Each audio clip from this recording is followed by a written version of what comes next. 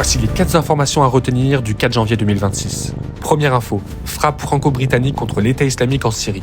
Samedi soir, la France et le Royaume-Uni ont mené des frappes aériennes conjointes dans le centre du pays, au nord de Palmyre. La cible était un site souterrain utilisé par Daesh pour stocker armes et explosifs. Des avions britanniques ont détruit plusieurs tunnels d'accès avec des bombes guidées. L'état-major français explique vouloir empêcher toute résurgence de l'organisation terroriste, encore active de manière dispersée depuis sa défaite territoriale en 2019.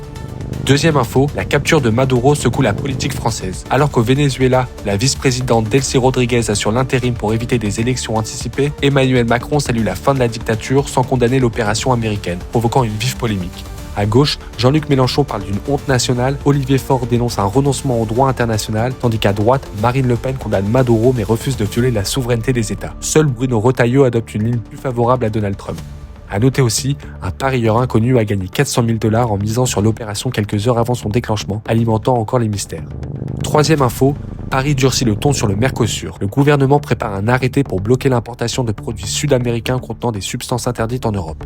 Avocats, mangues, agrumes, raisins et pommes sont concernés avec des contrôles renforcés aux frontières. La France attend toutefois l'accord de Bruxelles sous 10 jours. L'objectif, protéger les agriculteurs français face à une concurrence jugée déloyale alors que l'accord de libre-échange pourrait malgré tout être validé au niveau européen.